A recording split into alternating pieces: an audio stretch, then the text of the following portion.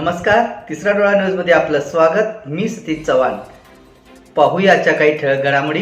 ज्या इमारती निर्लेखन पात्र आहेत त्याबाबत उपअभियंता यांनी वैयक्तिक लक्ष घालून निर्लेखन पात्र इमारतीचे प्रस्ताव मागून घ्यावेत आणि सुरक्षिततेचा उपाय म्हणून त्या ठिकाणी विद्यार्थ्यांना बसवू नये अशा सूचना जिल्हा परिषद बांधकाम समिती बैठकीत देण्यात आल्या.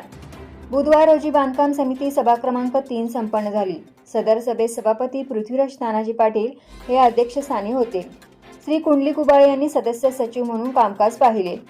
सदर सभेत श्री जितेश कदम, श्री हिम्मत जाधव, श्री अरविंद तांबेकर, श्री मोहन पाटील, सौ स्वप्नाली मासाळ, सौ देविका राजे घोरपडे, श्री अवधूत सुकुमार, श्री विकास हाके आदी सदस्य, खाते प्रमुख, अधिकारी, कर्मचारी उपस्थित होते. बांधकाम समिती बैठकीत प्रामुख्याने खाली विषयांवर चर्चा घडली आणि निर्णय घेण्यात आला. ज्या गटातील कामे त्या गटातील कामांकरता त्या जीप सदस्य यांना कल्पना देण्याबाबत सूचना केल्या. मागील सभेमध्ये विषय घेऊन बांधकामात तसेच वित्त विभागाकडील नसती देयक मंजुरीचे टप्पे कमी करण्याबाबत ठराव करण्यात आला होता. यापूर्वी देयक मंजूर होताना 20 टप्पे पार करावे लागत होते, ते आता 10 टप्पे करण्यात आले आहे. जीपकडे येणारे नागरिक व ठेकेदार यांचे देयक जास्त काळ प्रलंबित राहत असल्याने सदरचा निर्णय घेण्यात आला. जीप मालकीचे भाडे वसुलीबाबत आढावा घेण्यात आला.